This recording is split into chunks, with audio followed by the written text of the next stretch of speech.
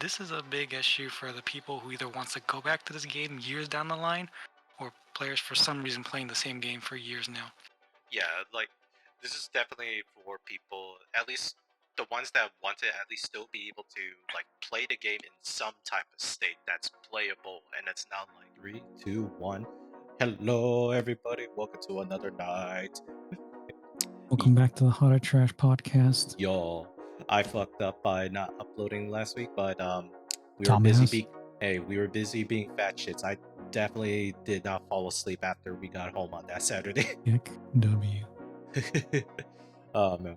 Yeah, so Foodie Lands just happened and we tried a lot of different things. This time it did not rain on us, so we didn't have to like Well, reschedule. it did.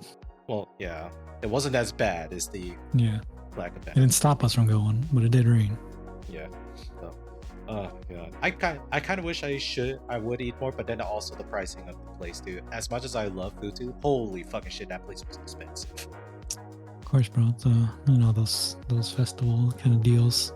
Yeah, it's like, for those, it's like for reference to, it's like at most for like a decent serving of it. Not decent, I would say like a small serving is like around $15. Mm-hmm. Yeah, Like so you're looking minimum of like $10-ish for like drinks and stuff. yeah, which is like absurd in a lot of ways too. And I think this was the one thing too. Did they check us if we brought like outside drinks? No, right? I don't know. Oh, so I'm sure they did. I'll be honest. damn.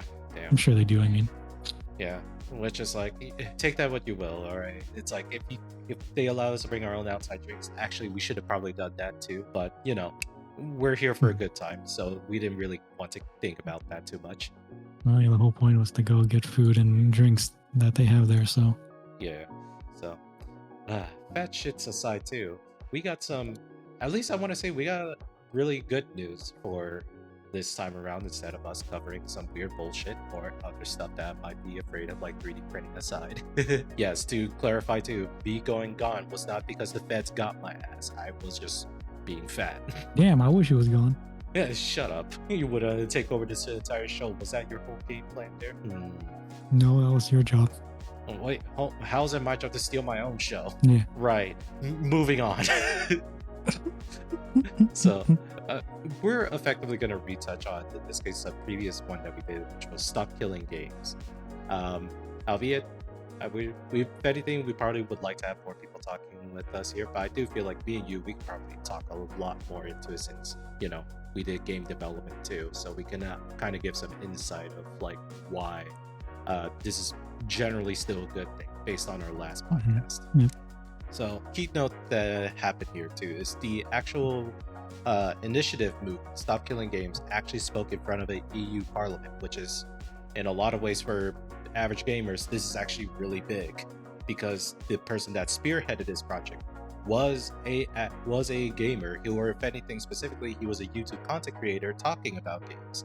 And it wasn't until Ubisoft's canceling of the crew that spiraled all of this stuff to become where it is now. And that is to pose a question to regulators of, should publishers, game companies, or whatnot too, should they at least have the unfair advantage in practice of shutting down a customer's game without disclosing to them that their game was going to be end of service? Because let's be honest, if we were like our old self too, we saw somewhere in the box too that, oh, you can buy this game for $60, but at some point the servers may shut down, so that it makes this game inoperable to play. Would anybody play with that, or would anybody consider buying? I think personally, I think so, only because there is games have a specific lifetime.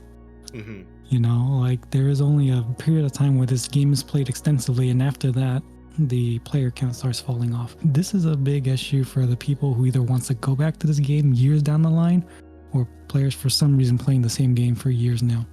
Yeah, like this is definitely for people, at least the ones that want to at least still be able to like play the game in some type of state that's playable and it's not like software wise degraded to hell. Yeah, so I don't think it would stop people from buying the game at the moment, as long as the server still stays up for like a few years, because realistically there's not that many games that you would play for a few years, right? I mean, think of all the multiplayer games that you were able to play for more than a year even. There's very few. Yeah, but I still think, like, regardless whatsoever too, I still think it would at least pose some type of question to the actual consumer that they would have to think about their purchase if that was still the case, if that was listed on the Yeah, label. true. I mean, I understand. I get it, but I'm saying like Hmm.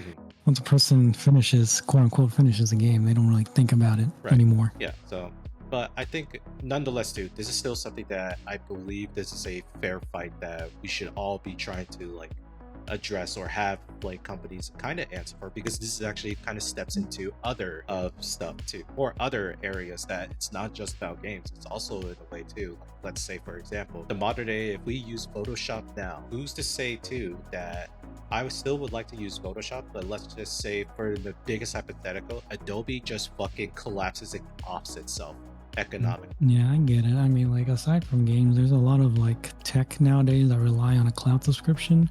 There are definitely been plenty of times where a company just decided to stop supporting a certain product and then just cut off its cloud access and you can't use it anymore. So yes, I get it. It is a serious issue, even with this whole, even with the whole smart home rabbit hole I'm getting into. Yeah.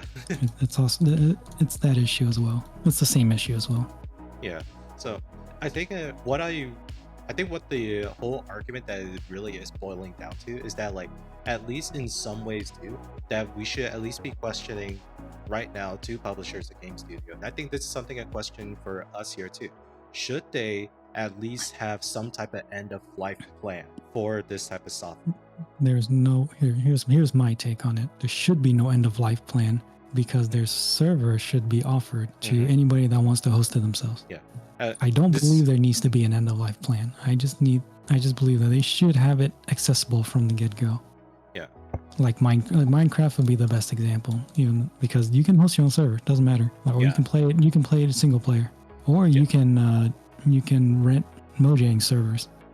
Yeah. You can literally do anything. Like if Mojang servers go away, if the company goes away, you still have Minecraft, and you can host your own server. Yeah. I think with that one though too, it's like it's not necessarily like because of that, like an end of life plan does seem kind of ridiculous, but I think we need to have this type of thing because we definitely know that there are definitely publishers and studios that are purposefully not saying certain things just because it knows it sells them more copies if they don't tell customers what is actually happening to their product in the end. So it's like in a matter of way, it's not like it's just an end of life plan, it's also in a matter of transparency as well. Like we need broader transparency. The transparency is that they give you everything you need to play the game yourself. Yeah. Look, there's a reason why Minecraft is the best-selling game in the world right now, and it's really not because the game is like that good. Yeah, it's the fact that like you literally once you buy it, you do own it. That's also the extreme flexibility you get for playing the game, hosting the game, doing whatever you want with the game essentially. Yeah, and I mean, there are times too right nowadays that people can argue otherwise, that because now Minecraft is attached to like your Microsoft account. I mean, outside of that, really too, it's not like that's gonna realistically go away. You could probably still be able to run Minecraft without needing to run a Microsoft account in the first place. I'm sure if it really comes down to it, there are probably like versions without Microsoft sign-in. I'm sure there's gonna be versions like that. But either way, that is sketchy. I get it. You know, Microsoft goes away or they stop supporting Minecraft. You can't sign in anymore. I get it. Yeah, but obviously right now we have such like in the Minecraft scenario too, it's also a little bit niche that like we actually have like a really big modding community that's also like stupidly savvy coding wise too, that I'm pretty sure they'll find a workaround. They will. They can. So Minecraft was made to be modded. Yeah. Yeah.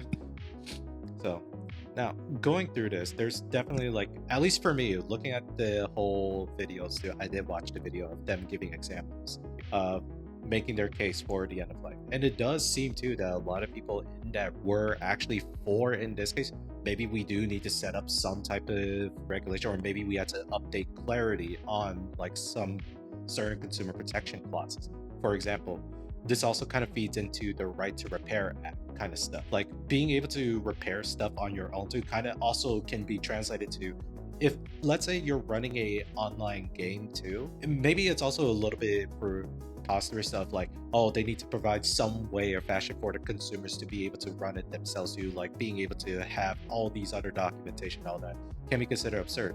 And I don't think that's what they're asking for in the first place. That's not what they're really asking. What they're really trying to get here with is the fact that they want these companies to at least outright say on the packaging that, hey, at some point the games will shut off at some point too. Even though, like, in a lot of ways too, many people don't approach buying games that way. They don't see it as like, oh, if I keep playing this game, it'll still be up and running too. Then the crew happened. I was like, wait, what? Why did it happen? Why can't I not play it? I thought it was like I could play this shit single player. I didn't need to really play the multiplayer aspect. But then you have like the whole game itself being tied to the multiplayer aspect, where they don't really tell you that.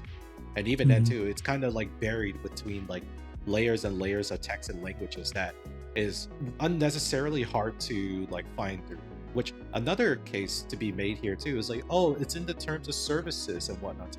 Terms of services mean dicks if there isn't a way that the actual place that you're in can enforce those terms of service. Yeah. That is the end all and be all about all this stuff too, where people that are trying to go against it is like, but it's in the terms of service. If you read it too, you can't say much about it. I was like, I don't give a fuck about the terms of service too.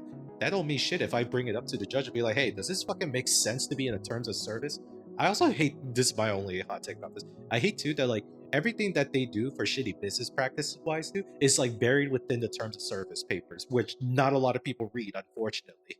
And now a lot of times I'm gonna be forced to have to read it too to avoid types of shit. And guess what? You can't even use the product unless you say you agree to terms of service, which is like, that's the shady thing about terms of service. You can't use it unless you agree to it. So there's that, like even if you either use it or you don't. yeah, and it's like, But if you want to use it, but then the terms of service goes against you, basically, you have no choice but to use it. Yeah, and here's the thing that it makes sense for some practical case like this, like when you purchase a car. Obviously, you don't want to like be able to like, oh, I want to buy a car, but I'm not signing any terms of services yet because that could get you into legal trouble if you don't sign that paper. But I digress too. This is something that's like, it's purposefully, they're trying to do this, is the problem what I'm getting at here. Companies are purposely trying to hide a lot of that things with it too. I'm beginning to sound a lot like Louis Rossman, but I think he's a little bit extreme with his takes, but I understand where he's coming from. That's the insane part about this too. I just think that like the way how he defends like the right to repair to such a degree too, where it's like his own ideology at this point, seeing how these game companies are running too, I can't help but at this point, I think I'm siding with them more and more every year of like, what the fuck? Because then you have like games such as example, Concord, Sony's biggest failure of, I believe it was almost like $1 billion development budget from what I heard last week. Or it could be $100 million. Nonetheless, that's still expensive as shit for a game project to only be out for a week and then immediately canned. Yeah. And the funny thing about it too is that like the game actually had physical copy games. So therefore, there are people that just have physical copy games that they just can't play because the servers are no longer working. And there was supposed to be like the whole grand ambition that this was going to have like some campaign, but it never fully got realized because they just saw that like, yeah, this shit wasn't making money of this, so therefore we're probably not gonna like support it any further, then therefore killing off anyone potentially that wants to still probably play the game, because albeit the game itself was mediocre at best, but there was definitely still a handful of people that wanted to play it, and you kind of shut that off, and it's just like, wow, those people are kind of just left hanging with a $70 disc game that they just can't play. So it is a very reasonable it's a reasonable expectation to kind of fight for this type of thing too, because obviously a customer should have some right to be able to engage with a software product, albeit sure it might be in a deprecated state, but shouldn't be into a state where they legitimately cannot use the software, at least in my opinion. But how do we gauge that is really the big issue here. Because to the company, they can say, oh yeah, you can still play it, but it'll be in a deprecated state, their quote-unquote deprecated state. You could just move around the menu. That is it. Which I believe happened in, the Call of Duty titles, if I remember. One of the Call of Duty titles, if I remember. Like, that was the only thing you could do, was just you navigated through the menu. That was it. I don't know which one. But it does sound about right. yet, at least. But yeah, It must be a more modern Call of Duty, because definitely the older ones allowed you to play. like peer-to-peer, right? Yeah. Yeah, and that's just something too that, like, I think the big issue that at least we see here is that a lot of these game companies, instead of like taking on the cost of running servers, a lot of them are just using like AWS or Microsoft Azure servers to help run like multiplayer structures, which in a business sense, that does make a lot of like sense to run your model that way. But I do see like it becomes like a bigger issue of like, okay, what if I don't want to keep supporting this game anymore too? And we've already said it before too, like the companies themselves, they should have like all of these server binaries and all of this stuff on their end too, to just package them together for like maybe a week's worth of like documentation, putting things together, and then just posting it somewhere online, either on their main page or to people that, or email to the people that you know have like an accounts to you, and just email them like server binaries. I don't fucking. It definitely should be from their official website. I don't think I want to download it otherwise. Yeah, that's fair enough. There's genuinely like a lot of things too that I can understand the counter arguments to this, but I don't care, because right now the counter arguments to the fact that stop killing games is like going to be harmful to a lot of game industry, because it's asking for a lot more in development time wise to do this. Yeah, and we already said that too. It doesn't. If anything, we could thank Pirate Software for giving out these brain dead takes in the first place. Game developer, my ass too. Based on a lot of people saying about him too, he was mostly like a QA tester, but he was a nepo baby, and also didn't really do much as a QA tester. What a shame. So, yeah, so we could thank him for a lot of like the brain dead takes I've seen so far online. But the funniest take would be the fact that my Concord example earlier too, does that mean Sony is going to be in the bag of trying to support a dead game that they don't want to deal with for even longer? And I'm like, I don't think that's what he's intending to, but that is a very funny assumption to do too, for like companies should be punished for making bad games, especially if it requires them to like have a server, and now they have to eat that front cost to at least provide something, right? Look, they can cut their losses completely by just offering the server binaries. Yeah. Literally, once you do that, you have zero responsibility over the game and the server now. You don't have to host it, because everybody can host it themselves. Yeah. So now you just effectively cut your losses right there. I don't know. I don't get why this is an argument. I don't either too. That's the weird thing. It's like they're assuming otherwise too, that like, oh, they're gonna have to like repackage all these things for us so that we can easily download it. They can't just give it to us raw. It's like, I mean, you have more experience in this than I would as well too. They can give it to you. They can just make it simple for all of us to use. I mean, like the software they write to run on the servers, it's just nothing more than just a program running on a computer, like a laptop or whatever. It doesn't matter. It's really all the same. Yeah, it's pretty much just easy as that too. Hell, if anything, us understanding how Minecraft server works actually kind of helps us understand how the hell like all these other multiplayer servers work. The only reason why there's some cases too is like, oh, it's really good connection wise. It's just because they have massive amount of servers that's connecting you really quick too. They have servers spread out in different geographical locations. So yeah, latency might be better, gameplay might be better, but regardless, it's still just a normal program running on a normal server. Yeah. The only advantage they have is that it's scalable. They can scale it up for millions of people, and they can have better speeds because they can choose the closest server, or they can choose the server closest to you, the player. Yeah, that's it. Yeah, if anything, we saw like that kind of stuff happening in real time with Endeavor Helldivers 2 launch. Holy fucking shit. Am I so proud of the fact that the player base was so excited for the game. They crashed Sony servers multiple occasions just because they just were not expecting that amount of influx of players. And then they shot themselves in the foot whenever they said that they had to register to a PSN account. Mm-hmm. Yeah. And then they rolled that back, so now it's like not to its highest numbers, but I think it's still like a healthy amount of people where the developers can make healthy amount of content nonetheless.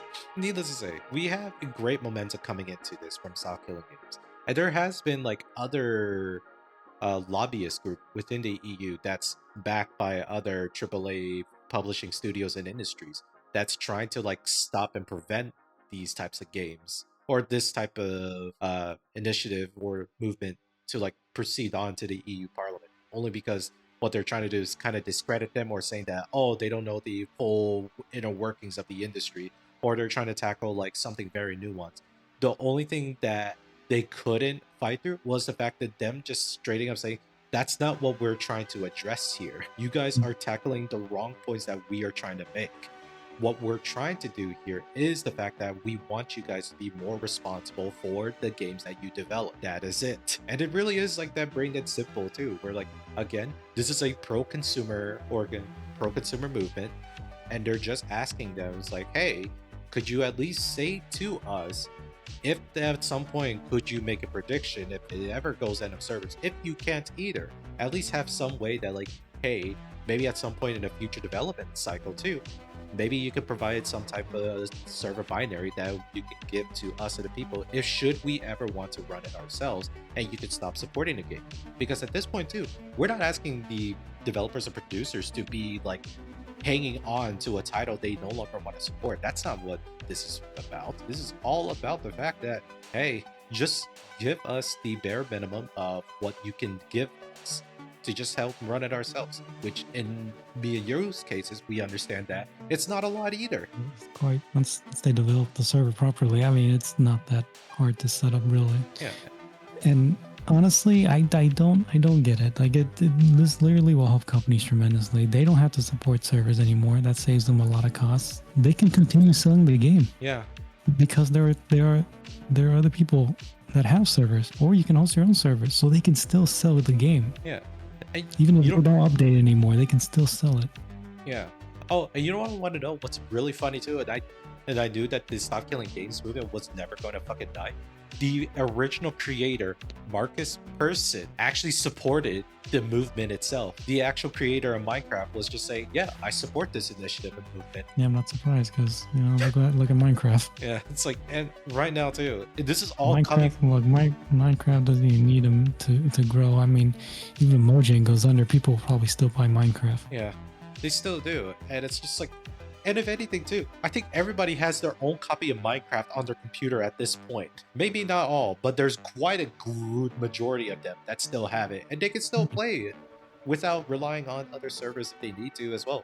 By, you know what, maybe I should learn how to do some basic network engineering or just basic network in my home basic life. Networking, dude. It's not too difficult. Yeah. I mean, maybe nowadays, even if you don't want to like do all the networking stuff, there's plenty of services out there that allows you to host your servers without doing all that fancy networking stuff that will compromise your security, whatever. Yeah. So there's that too. There's that to consider. Yeah. Because my hot take about this is Minecraft is not even a simple kids game. It's a game for like fucking nerdy network engineers to do some crazy shit. At least for me, that's how I feel about it. Because there are definitely some cases where I see, oh, yeah, this modder says this. If you install this mod, you can actually play Minecraft with somebody that's on console while you're on PC. I was like, wait, what? You can share the same multiplayer server, and it actually works just fine. I'm like, wait, huh? That is kind of crazy because they are two very different versions. Yeah, albeit it doesn't actually, work. It depends though. That depends though. I'm assuming not the Java version, right? Whatever Microsoft created. Yeah. Bedrock Edition. Yeah, Bedrock Edition was supposed to be the actual thing. Albeit, yes, it's simple enough to do that, but there's times too where the newest game, Hightail, that came out, someone made a mod where like somebody can make a Hightail server and someone on Minecraft can both play together. Two different games playing on the same server. I'm like, huh? That's pretty good. like I said, people in the Minecraft community enough too, they are cracked out software developers in secret. Like, I think we are good in this case too, that when it comes to like, oh, Minecraft's gonna fall off of relevancy, you don't know how these network engineers like these type of things in the first place. They will run a literal Riot equivalent server base if they have to keep the game alive. But I digress.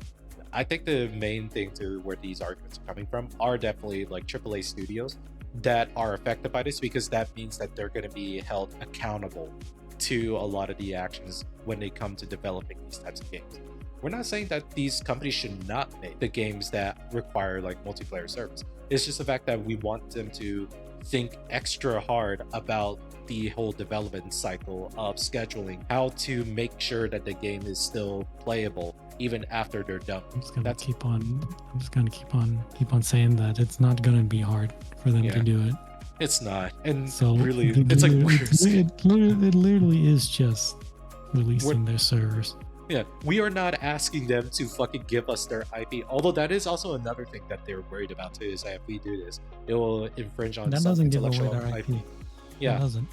that's like the Just because argument they're going for. just because you open source it doesn't mean you give away your IP. That's the thing people I think are not understanding. Just because you give your source code away does not mean you're giving your IP away. Yeah, although some people would like to argue about that, Of but course, because people don't know what they're talking about.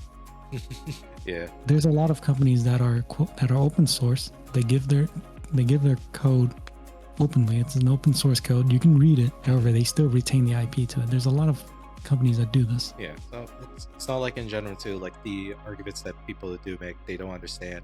And I would like to say, holy fuck, we're pushing forward. There is actually an expected time frame of like the EU Parliament is going to make a decision around July that they're going to have something. As based on a lot of this too, they have taken quite in consideration of the examples given and the fact that Ubisoft has done some things too that has definitely like already put them on a target crosshair when it comes to regulations being hit because of them. This is also going to target EA as well, especially with their fucking games in this definition. I'm sure all big companies with a server, with a company hosted server would be targeted. Yeah, just because like some people say, oh, this is gonna make it this case for people running Riot games and whatnot too, because League of Legends and all this stuff probably would die. This would be the end of like fucking gacha games. Like, shut up, that's not what's gonna happen. We've already seen this happen a lot of times too, and it's a free-to-play game in the first place. We know those games are free. Those games are free to play, so those rules don't apply to them. Yeah, like I don't expect them to. Just because you spend thousands of dollars on it is not the fault of the company. I'll be honest. Yeah, if anything, it's just like, damn, you spent $1,000 for fucking digital waifus. Shame on you. Don't look at my bank statements, please. So, no, I don't think free-to-play games should fall under the same rule because they run a different business model. Yeah, a business model too that like there's definitely already heavy restrictions on their business model in the first place too, such as like more recently too is that whenever it's like these gacha games, they are legally required to post like pull percentages now of whatever you get, so that it tells the players of like, oh, so because a lot of times too, whenever you do this, you have to like grind out in-game currency, and then it's just like, oh, the banner is out too. Maybe this time I'll be lucky too, but I don't know what the percentage chances are. I know it's low, but I don't know how. And now there's a number, then you can actually calculate out how much you need to pull for it. Now, that could also be a shitty way of being like, oh, okay, so if I grind for 10 years, I can guarantee a hit. Yeah, Definitely cases like that too, and a lot of times they know if they do that too, it's gonna kill their game regardless. So a lot of the times too, the percentages are nowadays too are very generous compared to the Japanese counterparts. Obviously, there needs to be a balance. Therefore, that's why a pity system exists too. But it's the same rules as a casino. They're forced to let people win from time to time. Otherwise, it's just gonna cause everybody else to fucking stomp your shit in. Yeah, look. We don't condone this too, but it's also a lucrative business model too for these guys, because my god, people, even though Hold on, we're streaming, dude. Sorry. I mean, I'm streaming while we're recording. Yeah. Oh, well, anyways, welcome back, Lloyd. You come back into the middle of like us talk about stop killing games. You kind of at this point like kind of skipped all of the technical nonsense too. But now we're going into the other parts who is stop killing games would kill gacha games. And I'm like, no, not really. They fall under a free-to-play model too. So it's not like they are obligated to provide like a server for us to run ourselves if we want to, because that's not the reason why we play those gacha games in the first place. At least I hope it isn't. There's a plethora of reasons why we play. One of them is definitely for both of us, we don't have a gambling addiction, or it's not a fucking outlet for a gambling addiction. Indeed. Some people do. Oh my god. Watching like gacha streamers like stream like effectively dropping $1,000 just on that one banner. I'm like, jeez. And their luck is so ass. I'm like, how? Oh no, bro. I was like, I just don't know. I mean, I'm glad too that the pity system does exist. I hate too that like people get fucking pissy about like hitting pity. I'm like, why are you being pissy? Just pull better. Yeah, just pull better. A little pissed. Yeah, like why are you complaining that you're not you're not spending the most amount of money to get a character? And I get it too. This was something my argument with Lost Ark. Whenever I My only argument is that I hate the fact too when upgrading gear is an RNG at later levels. God fucking damn it. Yeah, that's a no-no. Yeah, but now, actually, that's a great example to bring up with Lost Ark. Do I expect Lost Ark Online to provide some way to have like a community to run this servers for them if, let's say, Smile Games does not want to keep running Ark, Lost Ark? No, I don't 100% expect it. I know there will be people that are going to try to do that, but I don't expect that out of them because, again, the game was a free-to-play. I didn't really spend that much money on it at all, too. Or I didn't spend any money on the game at all, too. So, however people feel about this, too, League of Legends, any games that are free-to-play, hell, even Roblox itself, too, I don't think they're going to be affected by whatever Stop Killing Games is asking. And if anything, it'd be making it so that fucking EA should be able to have you still play, I'll say, the last 5 years of any EA title to some playable extent where you're not like barred from playing some things just because it required an online connection for weird reasons. I actually don't know if, like, let's say the campaign mode required you to have connection to the internet, which is also my other thing about the whole DRM stuff in a while back. Which game you talking about? I'll say Madden. If there was like any of their campaign or whatever their career modes required you to connect to the internet in order to play some of the features on it. I don't know about the modern ones, but I know like the NBA games of a couple years back didn't require an internet. Yeah, but now it fucking looks like a fucking Gamba slot machine now. Yep. I like that. Yeah, Imagine paying $70 and then still having to go through all this loot box nonsense. Yeah, that's the crazy part too, and it's the fact too that like Overwatch, I feel like kind of normalized that because Overwatch you did have to pay like $50 to get the game too, but a lot of times the loot boxes were earned. That was the main difference. The loot boxes were earned. You couldn't outright just buy them if you had to, until some things changed where they're like, oh, if you want to get certain skins, you need to buy this certain loot box with these certain keys for this amount of price. And not only that too, you can't buy it outright. You got to grind for it now too, because it's all locked away in a battle pass that we set up where it's just like, can you just let me buy the fucking skin straight up? No, Nah. we like- need money. Well, in this case, they need. It's like in a weird way too that what they're doing is that they're artificially like extending playtime for what? For money. Like, yeah, I guess so. Artificially Money. extending playtime so that it forces people to get money. That was also some of the Call of Duty feature I saw was crazy too. That on top of like if you ever get killed, you could see the loadout that the person killed you with, and you could buy that exact loadout right then and there, and then play it. I'm like, that is maliciously genius. Yeah, I still like the story you said about the old EA CEO that wanted Oh to yeah, charge people for every reload. oh yeah, that was funny. And that Mind was you- one hell of that was a hell of a story. Good lord. Yeah, yeah, and mind you, this is also the same CEO that went to Ubisoft, or not Ubisoft, that went to Unity, that wanted to charge developers every time a person were to install their game. So the developers has to pay for the install fee of every customer that buys their game. Mm. Which is like, wait, but I'm a free-to-play game. I'm gonna go Yeah, on top, bankrupt. that's on top of the fee that you have to pay Yeah. to use Unity. Well, depending on how much you make. Yeah, it was like such a shitstorm too, where it was just like, oh, this wasn't gonna target all free-to-play games, but they didn't mention that anywhere at all in the fine print. So how would we know if what they're saying is true, right? Yeah. That's still Like- ridiculous no matter what. Yeah, obviously too, the Unity situation is kind of normalized nowadays too. I haven't heard much about any Yeah, story behind that. It's normal. Yeah, so They can't be dumb forever, you know.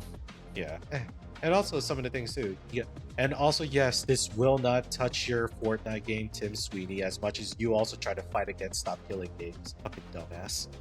Anyways, I have my own fucking situation with like seeing all the story developed by this guy here, because he was also the one that's also pushing for dragging Valve into a UK lawsuit because Valve has a fucking monopoly. And long story short, here's the real answer. They do have a monopoly. It's just not the fact that they were purposely trying to make their competition worse. Every competition just ends up sucking the barrel of the shotgun really tenderly before pulling the trigger on themselves. You're right. The competition, they didn't make their competition worse. The competition made themselves worse. Yeah, which is like, you're looking at this like, I don't get it. This is like a dumb practice too that they're only targeting because they have a big customer base. But the arguments they're using to target why they're doing it, it's like, this doesn't apply to just Valve. This applies to every other online retail store that exists that wants to host games on that platform. Obviously, you target the big ones first, and then the little ones follow. That's all it is. But still, either way, regardless. Yeah, it's like, it's not like Nintendo is a big player in all this at all, too, right? Anyways. Yeah, fuck Nintendo. Yeah. Yeah. I hope this actually also kind of fucks with Nintendo in some ways. It probably won't, in my honest opinion, because despite like how I feel about it too, they at least try to make games where it's like doesn't feel like you have to connect to the server, but in order for you to gain access to the game now too, you have to go through their fucking eShop. Hell, their Don't you need an account though? Yes, you do need an account. So that technically counts, because if you don't have an account, you can't play it, right? In a manner of speaking, yeah. Because even right now too, all of like the fucking cartridges that they come with in the Switch now, they no longer contain game files anymore. All it does is that it contains a fucking download key that you can get from the eShop that you then need to get an account for. Yeah, and I mean that's been in practice for like many years now, so I'm not surprised. Yeah, I'm not either too, but it's like we've gone like so far down like I'll say it, the enshittification of the consumer purchasing view of just buying a game. Yeah, everything's been enshittified. Yeah. That's just companies' desire to make money from one product all the time. Yeah. You know what, it was something too that it made me realize too, like, man, I really do miss gaming back then too. I went to a fucking game shop and they still have old Xbox 360 and PS3 disc boxes. Yeah, and that you can still buy. Xbox 360 games. So what? Yeah, I looked through those. Brian? I looked through. Brian? Huh? Let me go through my anecdote here, you son of a bitch. Because I like the fact that it reminded me going back to like GameStop or other electronic retail store, and then you just see the shelf of games that they have on stock, and then you just pick one out and then opening up that box when you get home. Fuck me, that was fun. Well, in this case, it wasn't my money to spend, unfortunately, but it is what it is too. I miss that feeling. Yeah, fair enough. But I miss the feeling of like, actually now that I have money too, and it's like wanting to go to these stores and then try to just buy like the games now too. Nowadays it's not really a thing anymore, as it's now everything is like online retail stuff, which convenient wise it's better for us. Maybe it's just me being old at this point. Yeah, you are. Hey, fuck off. Hey, fuck off. I mean, I still go to game stores to just buy like fucking Pokemon card, but not Pokemon, like Gundam card packs and even Magic the Gathering stuff. I still do that, but not to like a extent that like these gacha degenerates are spending money on the game. Money, huh? Yeah. I can't wait for the next characters to come out, Lloyd, for Wuthering Waves. Holy shit. You want to sponsor me? No, I already save on my shit too. If we can transfer like our fucking in-game currency accounts with each other too, if I have leftover, I'll give you those instead. So no, I want you to give me everything. Hey, fuck off. No. Why not? Because no, I don't want that. I don't want you to have my shit. Like I want your shit. Yeah. You don't want your shit, bro. You shit nasty. Yeah, but right now too, there's not much I can really talk about it too. Unless, Lloyd, would you like to have some anecdotes of saying, hey, I like to be able to play some older titles, but now I can't anymore because, you know, the developer says, fuck you, I just canceled the server so you can no longer play the game. Not really. I mean, we are fortunate enough that we don't play those games that do that in the first place. Hello, Bobo. Yeah, it was just because of the crew or Ubisoft doing this shit that I always knew, at least with DRM stuff too, that it was going to be a problem in the future. Although DRM was sort of a way to like protect game developers and others for like piracy. But nowadays too, it's starting to look like piracy is coming back on the rise again. I don't know, man. Like I said, I'm just saying too, we're seeing in this case right now the downfall of the quote-unquote status quo of how we saw games nowadays, and we're just seeing a big rise that I would say we're going through a gaming renaissance right now, with all of these smaller title games that are seeing a lot of like, and I guess the only other AAA studio that's actually doing well is fucking Capcom. Outside of that, I got nothing more to really say too, unless you guys wanted to say something else that you want to see in the next few years. See, Ubisoft release the servers for Ghost Recon Future Soldiers. Ooh, that'd be fun. Oh god, that would be sick actually. If they're never gonna make us a Future Soldier 2, at least give us the server files. Honestly, that'd be dope. I want to do like the co-op stuff in there too. Yeah, me too. I mean, that's really the only thing. Yeah. Oh my god, please. Ubisoft, if you have some shred of dignity or self-respect or wanting any of our respect for you, please release the fucking title for that. Or release the server binary for that shit. But I'm sure that also requires them to update the game, and they're not gonna do it. Yeah, fucking bitches.